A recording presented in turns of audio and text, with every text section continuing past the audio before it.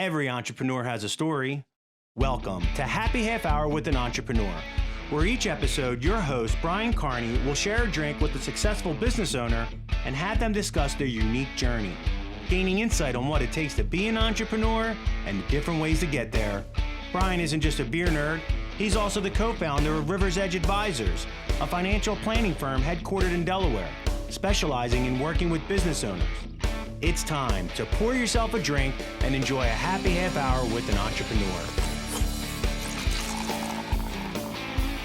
My guest today is Dr. Mark Costes. Most people don't consider dentists to be entrepreneurial, but Dr. Costes is flying in the face of that theory. During his career, he started and acquired over a dozen successful dental practices during some of the profession's most challenging times. Not only is he an international keynote speaker, a #1 Amazon best-selling author, a podcast host with listeners in over 150 countries, but he's also the founder and CEO of the Dental Success Institute. For our conversation today, I'll be drinking a beer left over from Christmas, Iron Hill's Reindeer's Revenge, which is a fairly strong American triple. Iron Hill is a Delaware-based brewery, which prior to 2020 sold their beers exclusively in one of their 20 restaurants. Mark really enjoys red wine, and he'll be drinking a 2017 Bouchain Estate Pinot Noir from Napa Valley. And with that, welcome, Mark. Cheers. Hey, Brian. Thank you so much for having me. This is a great format. I will do this as often as you'd like me to. I'm sure the listeners and the viewers will get sick and tired of me, but I love working and drinking red wine at the same time. Well, we'd welcome that. That'd be great. So let's start off. Tell us a little bit about your business and your background. Sure. So dentistry was never on my radar. I was an entrepreneur at heart. Okay. It runs deep in my family. I am told the stories of my grandmother who was a loan shark, and my mom would go collecting payments around the village in the Philippines. So some of my mom's earliest memories, as early as 5 years old, that she would go collect monthly interest payments from the residents surrounding my grandma's compound. Wow, that's amazing. So entrepreneurship goes deep in my family. When I was 16 years old, I ran into a fence, the left field fence. I misjudged a fly ball and knocked out all 4 of my front teeth, broke my jaw, ended up in the emergency room, woke up, and I had my jaw wired shut, and all of my teeth were loose or missing. Wow. And 16 months following that collision, I recognized that I had a deep respect for the people that put my face back together. And it was dentists, oral surgeons, plastic surgeons. And so I decided that dentistry might be a good way to go. And upon a little bit of research, I recognized that dentistry was a lot more of an entrepreneurial pursuit than my initial interest, which was medicine. I wanted to be an orthopedic surgeon. So I decided to switch gears, and I took all the same classes that I would have if I was going to go to medical school, went to dental school, and became a serial entrepreneur inside of this profession. Wow. And, I've talked to guests in the past, one of our common friends, Dr. Paul Goodman from Dental Nachos, and we talked about how dental school doesn't really teach you how to own a practice or be a business owner. So was that your experience as well? Absolutely. It's interesting because I'm blessed to have been asked to speak at lots of different types of conferences, not just dental. I've spoken to lawyers, I've spoken to accountants, personal trainers, physicians, and a common theme with many professions, especially the professions that where you're looking at 3 to 5 to 10 years of postgraduate work. Mostly there's barely enough time to learn the skill. Yeah. There's barely enough time to learn what it takes to be not dangerous, right? Right. Yeah. For law, for accountancy, for any type of profession. Sure. Even restaurant owners or anything, we are good service providers, and that's what we're comfortable doing. But there's no time to learn the business side of things. And, Michael Gerber talks a lot about, the entrepreneurial myth, the fact that if you are good at being a service provider, then people will flock to you and the business will figure itself out. It'll take care of itself because you'll be so inundated with business that you can make lots of mistakes and the business will still survive and do fine. Right. That's not necessarily true. In fact, in most cases, it's not true. Yeah, that does make a lot of sense. And well, it seems like the companies that you've started were birthed from your original profession. So how did that come to be? Yeah, well, my first actually, part of my background is that, I've always had a learning disability, and unfortunately my three sons have the same affliction where we don't read the written word well. It's not officially dyslexia, but there's something happening when we read the written word. It takes us longer to read things, and comprehension isn't as good as it could be. Oh, wow. I do much better auditorially. Okay. One of my sons is really good visually. But we all kind of had this affliction where we're a little bit slow when it comes to comprehension of the written word. So I always struggled in school. And for me, it was very difficult. So it took me, after I decided that I wanted to go into medicine, I had to figure out a way to get my GPA up and to have a decent enough application to get into dental school. Sure. So I applied for dental school over a 3-year period of time. I applied 21 times. Wow. I got 20 rejections. And I got accepted to one school. But in the meantime, I opened my own business, or I purchased a franchise in a catering truck business. So wow. I drove what I called a roach coach around, and sure. I'd drive from construction site to construction site. I'd honk the horn. I had a cook in the back. We'd make burritos and French fries and move on to the next. And so that while I was getting my master's in business, I was getting an MBA at the time. I never finished because I got into dental school right before I finished my MBA. I also owned this catering truck, and that was my first business ever. And that taught me a lot about entrepreneurship. The owner of the business gets paid last. You have to take care of your vendors. You actually have to know how to, train your employees, or else they'll steal from you. Yep. Lots of great lessons in driving a roach coach, because business is business is business. But again, entrepreneur at heart, I just found a home inside dentistry, and I found lots of different opportunities once I was already inside dentistry to flex that entrepreneurial muscle. That's amazing. Usually you don't see it happen that way, where you're an entrepreneur at heart and go to and start a company, in your specialized field. Usually you go work somewhere and you go, hey, it's sort of like Michael Gerber says, I can do this better than the people that are doing it, and I break out on your own. You're an entrepreneur by accident. So that's fascinating that you were an entrepreneur at heart. I guess when you grow up with a loan sharking mom, that's going to help, right? Loan sharking grandma. Yeah, sorry. Yeah. So you mentioned a lot that part of your success as a business owner is fueled by mistakes that you've made. So talk a little bit about some of the biggest mistakes you've made that have taught you the best lessons. Yeah, that's a tough and great question at the same time.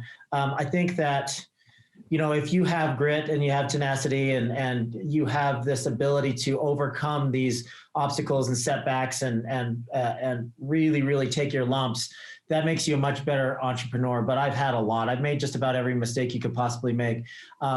Some of the big ones were not being a good leader, not knowing how to develop that leadership skill, the knack to be a strong leader without being a micromanager, without being a boss hole. That's a great phrase. I was, and I didn't recognize that I was not a strong leader, and that I was leading by negative reinforcement most of my career, up to maybe 6 or 7 years into my career. I had 6 dental practices. I was working 80 plus hours a week. I had 50 plus employees, and I wasn't treating them well. I was unhealthy myself because I wasn't getting great sleep. My personal relationships were suffering because I was under such a great amount of stress. And at that point, I reached a point where it literally was a breaking point, and I had to make a hard decision. So I sold 4 of my 6 practices at the time. Wow. And just tried to figure out how I could not be the bottleneck in the business, how I could work on my personal relationships and still have a successful business. Because at the time, it felt to me like, okay, I reached this financial benchmark that I had set when I was very early in my career. Yes. And I finally surpassed it. But I took a step back and said, I've never been more unhealthy and unhappy in my life. I've never been more miserable in my life. So I went back to the drawing board. I figured out how to systemize a practice correctly, learned how to delegate correctly. I learned how to be a better leader. I learned how to be a better father and a better spouse. There's a lot that happened at that point in my career. And that was definitely one of those trajectory moments in my career. And I haven't looked back since. And we've grown exponentially since. And what's interesting is if you learn how to set up your business the right way, you can have it all. You don't have to choose whether or not you're a good family person and a good person to your employees, or be wealthy. You can be wealthy if you take care of all the other stuff first. Yeah. You bring up a great point, and I find it fascinating that a lot of times you deal with people that own companies. They have this arbitrary financial number in their head. And it's usually comes out of absolutely nowhere. It's just it's 200,000, 300,000, 800, whatever the number is. And they say, once I hit this number, that's going to be it for me. And then they get there and they go, okay, now what? Now what do I do? And they look around, and it seems like you've had that's your experience. It's exactly my experience. My arbitrary number that I set when I was 15 years old, I ran into an old copy of Think and Grow Rich in my dad's study. And they said, it introduced a bunch of different things. It introduced kind of a mindset of entrepreneurship and not needing to have a boss. Yeah. It taught a little bit about short-term, long-term goals. It taught about this mastermind principle. So, I set this long-term goal of, before I was 35 years old, I was going to have $1 million in the bank and $1 million net income at the end of every year. This is a 15-year-old. Sure. Coming up with these ridiculous arbitrary goals. It sounded good at the time. I mean, how could I ever spend more than $1 million? Right. Not be happy if you had $1 million in the bank, right? From a 15-year-old's perspective, that sounds brilliant. But I held on to that ridiculously arbitrary goal until I was 38. I hit that when I was 38, and that's when the breakdown happened. And I realized that, I was really charging towards this goal that really didn't mean much to me, other than the fact that I'm type A and I wanted to crush this goal. Yeah. Crush the goal, but it almost crushed everything else in my life at the same time. Right. And it's definitely not worth the trade-off most of the time. So talk about, even setting up this podcast, I've noticed you've really done a great job with delegation. So it seems to me you've really focused on your unique ability and really spending the time doing exclusively what you do. Can you talk a little bit about that and how you've been able to, go from a micromanaging terrible boss to letting go and just trusting your people to do things for you? Yeah, it all happened kind of all at once. I knew for a long period of time that there are certain things I was not good at. I'm a quick start. I'm a visionary. I'm not an integrator. I'm the type of person that comes up with, 10 ideas a day. Yep. And 10 of them are bad most days. And then at the end of, a year's period of time, those 36,000 ideas, plant a seed. I plant a seed of one of them that works, and it's a wild success. But I have to have a team that could help me execute and integrate on some of those ideas. And when, I knew for a long period of time that I needed to have a personal assistant, because I'm not an organized person at heart. I'm not super technologically savvy. I have probably 85% of the 100 employees that I have are millennials that are extremely tech savvy, that could do stuff like this that would take me long periods of time. Okay. So I recognized what my weaknesses were, and I hired for those weaknesses. And then it freed me, just like you alluded to earlier, it freed me to focus on what I was good at. And that was coming up with ideas, finding deals, finding 2 or 3 dental practices that maybe were, that didn't look good to a lot of people, but I could go in there and try to figure out how to make them successful. It allowed me to create a consulting company and a membership community. So those are the things that I'm good at, not the day-to-day integration and even management. I'm not a great manager, but it allowed me the space to find good managers and put them in the right seat so that I didn't have to do the stuff that I wasn't good at. Yeah. And if you ever have the freedom and you're as an entrepreneur, if you ever scale up to the point where you can afford an executive team, you can afford a personal board of directors, that's when things just really open up for you. All you have to do is get to the point where you can actually afford that. And that's when a true entrepreneur really blossoms. Absolutely. Well, so are these some of the things that you teach other dentists how to do as part of your core business? Yeah. Well, our core business is about helping dentists or business owners become more streamlined, efficient, systemized, and much more aware of how to trace a dollar through the inside of the business, right? Yeah. Understanding a P&L, understanding the difference between a balance sheet and, a cash flow statement, understanding where their marketing dollars are going and if they're allocated correctly.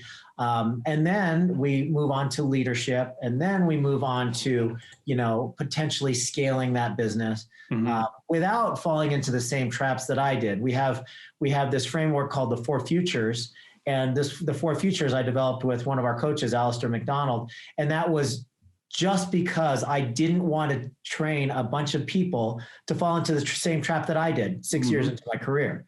Right. I didn't want a bunch of people saying, Mark, teach me how to run this business so I can be a millionaire. And I know that once I hit this benchmark of financial security, I'm going to be happy. Right. Because I knew that the same thing was going to happen to them that happened to me if they followed my path. Yep. So we created this framework called the 4 Futures. It's mind, meaning, muscle, and money. And mindfulness is your ability to handle stress. It's your ability to take in new information. It's your ability to handle pressures gracefully with poise. That's the mind quadrant. We train people how to do that. The meaning quadrant is making sure that you cultivate those relationships in your life that I almost imploded because of my, blind ambition. Right. Making sure that you have a greater purpose. You know the reason that you're here on this earth. You have an idea of how you're going to leave this earth a little bit better place after you're gone. Muscle is making sure that you're putting the right fuel into your body, you're getting the right amount of sleep, you're getting the right amount of exercise so that you're vibrant and energetic enough to be a successful entrepreneur, but also you're around long enough to enjoy it. Sure. Right? Yeah. And so once we really focus on those 3 futures, then we can talk about, all right, let's focus like a laser on this money quadrant, personal finance, and how to become wealthy in your business. And if you take care of all the other 3 quadrants, you don't have to feel guilty about being a wealthy entrepreneur because you know that you're spending sufficient amount of time on yourself, on your mindfulness, right, on your relationships and your meaning. You're not killing yourself with all-nighters and caffeine and recreational drugs, right, and shitty food. Yep. And then you can get to the money quadrant and you can say, this is all taken care of. The important stuff is taken care of. Let's go be rich. Yeah. You can do that without feeling guilty. Yeah, that's fascinating. It really is that nice balance of time freedom, fulfillment of a higher purpose, as well as money freedom, all kind of wrapped up into one. For sure.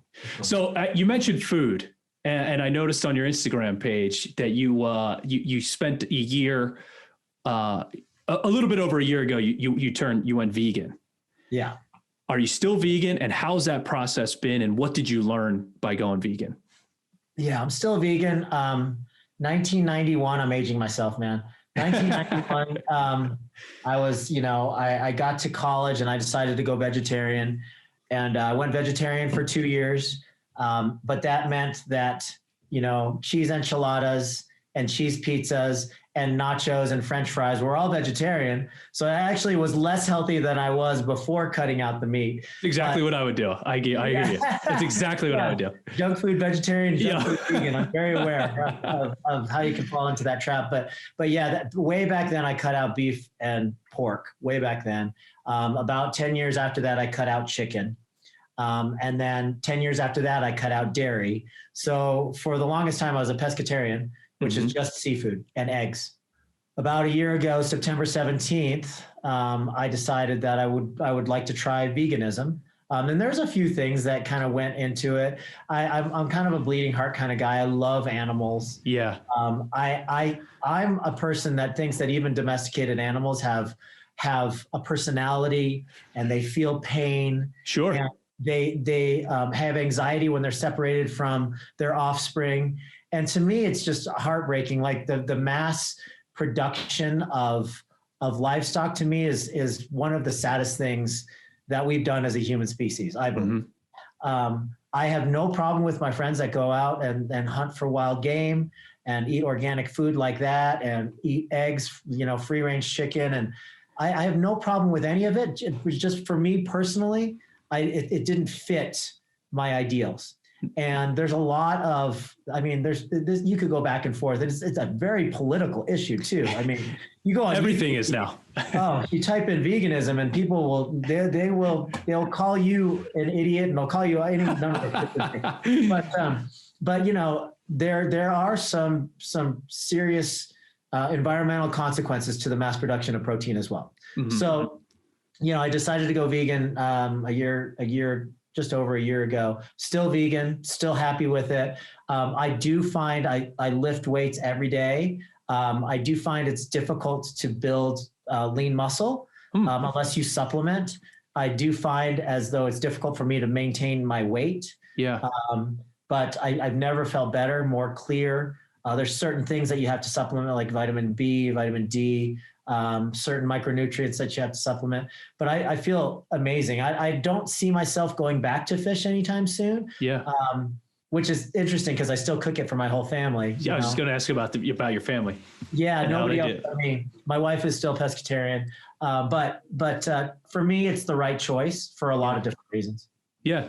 So, talking to other vegans, they do talk about the mental clarity that you get once you turn that switch. It takes a little while to sort for your body to kick in.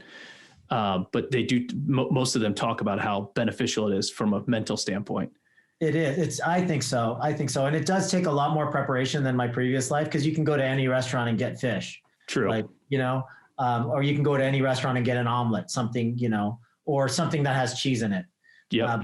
But now you have to be a little bit more strict and a little bit more prepared when you go on road trips, et cetera. But, I was very much into intermittent fasting, the 16-8 intermittent fast. Sure. I have a very difficult time doing both. Yeah. Because the weight just comes off too fast. But I will tell you that my experience with intermittent fasting has allowed me to go long periods of time without feeling stressed, without food, right? Yeah. I can easily knock out a 24 or 30-hour fast. Interesting. Right? So that means if I get on an airplane and I'm in first class, or they throw peanuts at me in coach, I know that I don't have to eat that shit in order to get to my destination. Sorry. Right.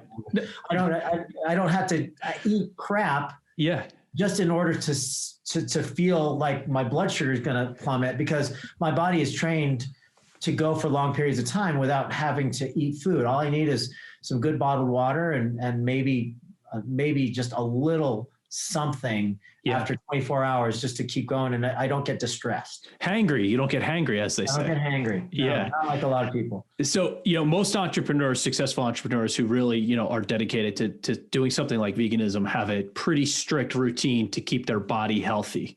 Yes. Talk a little bit about your routine and what you do, more for, sleep and working out and that sort of thing. Okay. So sleep is the one thing that I haven't wrapped my head around.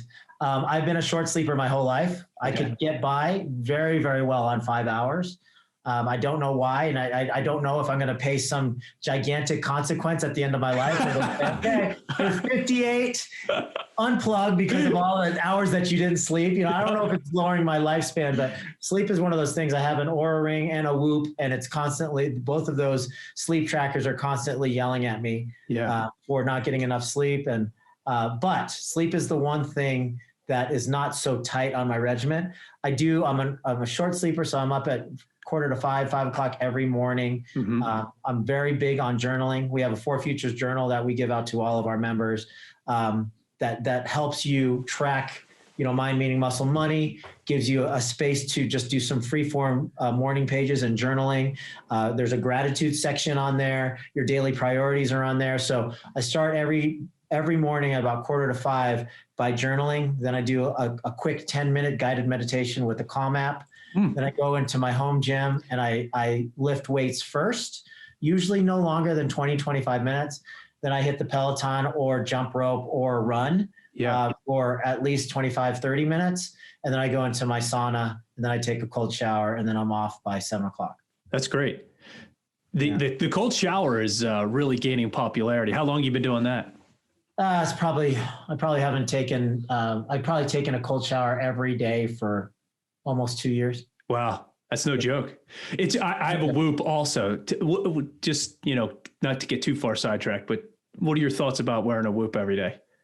The only thing I don't like about it is it's same thing with the Oura Ring. I feel pressure when it's sleep time stuff that makes me feel the pressure. It's like, okay, I need 8 hours. I'm an overachiever. I'm going to sleep really hard. Go. Yeah. It's like sleep is one of those things that you can't over analyze, because then you'll get inside your own head and it'll actually have a detrimental effect. So the trackers, sometimes I love them for fitness. Yeah. But a lot of times for the sleep aspect of it, it makes my sleep worse. Yep, for sure. I agree with you on that. So you talk about black belt habits. You teach black belt habits. Talk a little bit about what are those? Are those some of the things that you teach the people that work with you? Yeah, it's funny that how the black belt whole thing came about in our community. So we had, I started this thing 2012, our consulting company, and we started as a mastermind group. And what we would do is we would set these benchmarks for people. We'd say, let's get your production and your collections to this level, basically your revenue to this level, and your overhead to this level. And once we get that, then you're in good shape. Congratulations. And as the years went on, our members got more and more sophisticated. And then we also started attracting more sophisticated types of people to our group, right? They weren't just novices right out of school, or they weren't just, mid-career dentists that were struggling and their overheads were way out of whack. We started attracting people that were already pretty sophisticated and just wanted to get to the next level. Sure. So we started having to categorize people like, okay, you're a white belt, your overhead's about 68%, and your revenue's at this, and your systemization score is at this, and your leadership score is at this, and your cultural assessment score is at this. We have a bunch of different benchmarks and percentages based on our self-assessments that we do on our clients to make sure that they fall into certain categories. And it's aspirational, right? If you come in at a no belt level because your overhead is way out of whack, you're not systemized at all, you're a terrible leader according to our assessments, right. You come in at no belt, you can go all the way from white to blue to brown to black belt if you really, really focus. And there's certain benchmarks that you hit at each level, right? So it's pretty awesome because it's aspirational. It's not like, I just want to do better. Right. That doesn't help anybody at all. But if you say, I'm a no belt right now, and in 12 months, I got to get to blue belt, and here's exactly why I want to get there, and here's exactly how I'm going to do it, and this group is going to hold me accountable, and I'm going to hold myself accountable, and I'm going to get there, right? Yep. So black belt just means that you are extremely sophisticated. You have an overhead of, for dentistry, an overhead is less than 50%. Means that you're getting paid 30% for the production of the practice, which is dental services produced. And then you have 50% that's going to the fixed and variable expenses. Sure. So that doctor is going to have 20% profit. Okay. So that's a 20% EBITDA. That's what we would call a black belt level practice. And we found the more black belts graduate to black belts, we're having to create another phase, which is phase 4. And now we have like first degree black belts and second and third degrey black belts, because people are just getting better and better at this. And more efficient, more profitable, more wealthier, Yeah. And still watching their 4 futures scores at the same time. So yeah, that's how it evolved. Yeah, you're really changing the trajectory of someone's life on multiple levels, which is, pretty amazing. Well, I appreciate that. And we make a big deal about it. When they get a new belt, we give them a belt. Sure. When they get their black belt, they come up on stage at our larger events, 800-900 people, and we give them the belt. Yeah. And we have a ceremony where they, just like they would in martial arts, they get a belt, their name is embroidered on there, and we tell a little bit about them. So it really is a rite of passage. It's something that nobody else. Awesome. Yeah, I love it. That's awesome. Well, talk about, we talked a little bit about in your intro about how you have a podcast and you have listeners in over 150 countries, and your podcast has almost 1,100 episodes. So 2 questions. Tell them a little bit about the podcast, and then you have interviewed some really cool people. So who's your favorite interview favorite person that you've got to interview? Oh, that's a great one. Thank you for asking. Yeah, we got the most downloads ever in October, 430,000 downloads in 1 month. Wow. We're well over almost 5 million downloads now total. 1,100, almost 1,100 episodes. We're all over the world, 150 countries. And there's some really cool podcast apps that quite easily track all that stuff. So there's heat apps, and you can see that people are listening in Antigua and Poland, and it's the weirdest thing ever. Really cool though. It's very, very cool. Yeah. Like when you open up your app and you're like, 7,000 individual people listen to me today. That's great. Right. But some of my favorite guests of all time aren't necessarily, I have my favorite dentist guests and I have my favorite, non-dentist guests. We've been really, really fortunate with some of the people that we've had on the show. We've had Rob O'Neill, who's the gentleman, the SEAL Team 6 guy that shot Osama bin Laden. SEAL Team 6 has been featured in Captain Phillips, Zero Dark 30, Lone Survivor. Yeah. That's all SEAL Team 6. He's a fascinating guy. Oh, he's just the coolest dude too. Yeah. The coolest guy. I can't even imagine being that humble, knowing what he's gone through. And Marcus Luttrell, all those guys are just crazy dudes. Also David Goggins, another really famous Navy SEAL, has been on. Yeah. Robert Kiyosaki, who's the #1 business author of all time, 41 million books sold. He's been on. Let's see. We have, Clayton Anderson, who's set some records for, he's an astronaut that's set some records for the amount of time that he's spent up at the International Space Station.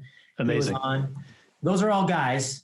We've had some really great women on as well. Yeah. But yeah, just, I feel so blessed. It's like, why would you want to be talking to me in any universe? Why would you be interested in talking to me? But yeah, we've been so really, really fortunate about the people that have been attracted to the podcast. It's interesting too, because you can't see it, but I have memorabilia from all different types of people that I've shared the stage with. Yeah. At different conferences. Like I have Bill Walton up here. He gave me a signed basketball. Sugar Ray Leonard gave me boxing gloves. Roy Jones Jr. gave me boxing gloves. Randy Couture gave me some gloves. We have Rob O'Neill's poster, and that's great. I love it. It's amazing. Like I'm a dentist. I'm just a dentist from a small town of 35,000 people, and it's just cool what's been able to transpire from all of it. Yeah. So I have to ask you a question about David Goggins, because I've heard him on multiple podcasts. His book's fascinating. I read the book by Jesse Itzler, Living with a SEAL. Is he as scary in person as he seems on the radio? And maybe scary is not the right word, maybe more intimidating? He was a very, very nice guy. He's very regimented. And what you see is what you get with David. Sure. Yeah. I'm for real. Right now, what is this? Yeah, it's wintertime right now. So he's not there, but he spends his entire summer working for $12 an hour as a wildland firefighter. He's a hot shot. So they drop him down out of a helicopter, and they just, with a pick and a shovel, and they for 20 hours at a time, they dig trenches in the forest. So the fires don't overcome the neighboring communities. And in Prescott, that's very special to us because we lost 19 of our guys about 5-6 years ago. But he is the real deal. Like he has not taken a day off running for like a decade. Yeah. And he's extremely intense, and for better or for worse, he's very, very disciplined. I mean, it doesn't always work out for everybody's life to be that regimented and disciplined and inflexible. Sure. But he is the real deal. He is exactly how he is portrayed in the media. That's kind of what I expected. You mentioned speaking and, being a keynote. Have you always been a good speaker, or is this something that you had to get comfortable with, or is it something you always like to do? Because I think some people really love it and some people really hate it. So where do you fall on that? Yeah, I love speaking. I have to say that I remember the first few times I got up on stage, it was not pretty. It was actually really embarrassing to look back. And it's a skill that you have to develop. My mom always tells a story of I was always that kid that always had my arms wrapped around her leg and hiding behind her because I was so shy, painfully shy kid. Went pretty far in athletics, and that kind of brought me out of my shell. Sure. And I think that getting into the profession of dentistry, seeing, 30 to 40 patients a day and having to turn on the charm all day in order to build a dental practice, that was a lot of really great training. And then threw me up on stage after I figured out that you don't have to be super polished and you can just tell funny stories about when you ran into a fence or when you had your first back surgery, or like, when the story about your mom being, a collector for a loan shark. Those are the sorts of things that you could just be yourself. And once people realize that's what people want to watch and hear and listen to anyway, the right people can just go out there and be themselves. Yeah, that's so true. In the spirit of talking about work-life balance, you're married with 3 boys. I am the middle of 3 boys. So you are. You better watch out for him. Believe me, I know the middle. What do you do to really keep that focus on maintaining that balance and spending quality time with them? Yeah, interestingly enough, it's my 12-year-old's, my youngest is 12 and it's his birthday today. Oh, I got up really early, went and got, it's our tradition. We get their favorite donuts and we wake everybody up early and we put a candle in the donuts and we open presents at like 6 o'clock in the morning. Oh, that's great. Happy birthday to him. Thank you. Yeah. He eats off the birthday plate every day. And I just took him out to lunch. So that was our second meal together. And I take him to soccer practice tonight. It's very, very, you have to schedule it in. Mm-hmm. I talk about non-negotiables. So when you're creating your schedule, and this is something that I wasn't always good at. I'm not lecturing anybody because I've done it incorrectly for a large portion of my parenting life. Yeah. But now because I travel so much, or I did prior to COVID, I schedule all of their activities. And I have 3 travelers. I have a traveling soccer player, traveling baseball player, who's the middle, and another traveling soccer player. So we are in 4 different states. So we have to do a serious juggle, but I set all of their games, all of their tournaments, all of their practices when I'm picking up tonight at 7:30. Yeah. Those go in my calendar. Everything works around that. They're non-negotiable. So they're non-negotiable, absolutely non-negotiable. I mean, if David Goggins called and said, "Hey, I need you at 7 o'clock tonight," I'd be like, "It's going to have to be 8:30 because I have to pick my kids up." It's absolutely non-negotiable. And once I learned to do that, it's liberating to have a schedule that you can't move so that everything else can move around it. Yeah, right? absolutely. Yeah. And for relationships too, if you want to have a successful marriage, you better get some non-negotiable dates in there for your wife or for your husband as well. Yeah. Somebody said to me one time, the most difficult part about having kids is that you sometimes forget to date your spouse. Yes. And being able to sort of schedule those dates in and spend that time without the kids around is usually a huge benefit in a relationship. So that's interesting that you do that. And you have to really, you have to identify what an hour of your time costs, right? So an hour of my time in business costs X number of dollars. I won't do anything that won't yield that. I'll delegate everything else below that to my executive team or their teams. Yeah. And the time with my family, I don't even put a price tag on that. Right. So, like if I want to do it all, right? If I want to speak regionally or around the country or internationally, and I still want to get to my kids' soccer games, well, what does that mean? In this day and age, and we live in a small town with a small airport, that means that I have to drive 2 hours to get to the international airport. So that's 4 hours round trip. That's not going to work a lot of times. So what did I identify? I said, I'm going to have to buy an airplane. So we bought an airplane. We have a full-time pilot. And those are the things that now I'm like, okay, I want 7 figures for the sake of 7 figures. Now it's like, no, if I want to continue to grow this thing, I'm going to have to buy this asset that's going to free up this amount of family time, this amount of business time. And I can't put a price tag on that. So I will work harder for this asset to maintain this asset so I can have more time with the family. That makes a ton of sense. Now, looking at you mentioned that you used to travel a lot prior to COVID. So let's talk about COVID real quick, because the dental industry was impacted maybe the restaurant and the hotel business are the only 2 industries that are hurt worse at the height of COVID. You seem to me to be a pretty optimistic person. What are some positives that you've seen on the dental industry that have come out of the COVID and the pandemic, if any? Yeah, I got to give it up to my homies in dentistry, because we took a solid gut punch. Yeah, we did. I mean, to take a practice that maybe has half a month of cash reserves, which is, good for a lot of dental practices that I work with. We try to get everybody to 3 months reserves, but Sure. the average dental practice that hasn't had coaching and isn't so sophisticated yet, or hasn't had, a lot of business training, maybe has a week to 2 weeks, maybe one payroll cycle in cash. Yeah. And to shut that type of business down for 3 months is devastating. Scary. Yep. It's scary. It's devastating. So I have to give it to my homies in dentistry that have really, really just pulled themselves up and said, here's what we were dealt. Let's figure out if there's any government assistance. The PPP helped a lot, but a lot of people in our profession that weren't involved with certain groups didn't even know about it or how to fill it out. So a lot of them were able to utilize some of the government stimulus to help them through.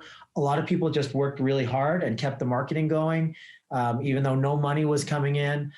So I would say that of the people that I've come in contact with, most of them had either a flat year or a better year, even given the fact that we were down for 2 months. And a lot of that had to do with stimulus and people being home a lot, maybe looking at their smiles more in the mirror, maybe recognizing that I'm not going to go on a family vacation this year. So this tooth or these braces that I wanted, I can get them now because we're not going on a family vacation. I'm going to invest in myself. Yep. So for whatever reason, the profession of dentistry has come out pretty well after an extremely tough year, given more challenges, as you alluded to, than most other industries. Yeah. So I'm proud of our profession and what they've been able to do. And I hope that I had a little bit to do with that, with bringing like really smart people on the air, helping them, navigate through the PPP loan process and all that stuff. But I will say that they've showed the profession has shown its resiliency. Yeah, absolutely. It's amazing when in the dentists I talked to, they talk the same thing that you said, that those few months were absolute hell on earth, but they have been able to recover, but they are very cautious now that something like this could happen again, and are putting the plans in place like you talk about to make sure. We kept 26 people and I laid off 64 people in one day. Wow. In March. It was a difficult day because I didn't know what was gonna happen. Yeah. We had to make the decision and coach them through how to apply for, unemployment. Thank God there was some unemployment assistance and they got stimulus checks. So it ended up being great. We got 98% of the people back. Yeah. Some people elected not to come back to work at all. Yeah. But that was difficult. It was difficult for a larger employee to have to do that. And I talked to every single one of them personally. It was a hard thing to do. It was absolutely. Well, it's great that most of them were able to come back, the ones that wanted to. So let me ask you one question, one final question. It's one of my favorite questions to ask successful people. If you could go back in time and visit yourself when you're in your 20s, dental school, maybe even earlier than that. Okay. Knowing what you know now, what piece of advice would you give to 20-year-old Mark? I would tell myself, don't take yourself so personally. Yeah. So seriously, rather. Sure. Don't take yourself so seriously. It's going to be all right. And your relationships are more important than anything else. Yeah. That's, I think, fantastic advice. And I think a lot of people, we talked about it earlier, going back to that, they're willing to sacrifice anything, including their relationships, to get to that arbitrary number. And then they find out that it means nothing. That's right. That's right. Hey, and listen, I honestly believe, and I hate to beat a dead horse, but I believe that if you have some sort of framework where you're taking care of your relationships, taking care of your personal health, and that's all squared away and you're still happy, there's no reason why you can't charge extra hard for that financial independence, for that to become wealthy.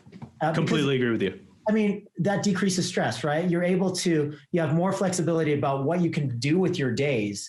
You have more to leave your heirs, and you can make a bigger difference in the world a lot of times if you have more money. Yep. Very well said. I totally agree with you. Well, I thank you so much for your time. I really enjoyed our conversation. It was great to talk to you. And if you'd like to see or learn a little bit more about Mark's business, please check out his website for the Dental Success Institute at truedentalsuccess.com. Mark, thanks so much for your time. Cheers. Thank you so much, Brian. That was a blast. Thank you for listening to Happy Half Hour with an Entrepreneur, sponsored by River's Edge Advisors. For more information on how River's Edge Advisors can help you, visit their website at riversedgeadvisors.com. If you'd like to connect with Brian Carney for business advice or just to share a beer, follow him on Instagram at RiversEdgeAdvisors_LLC.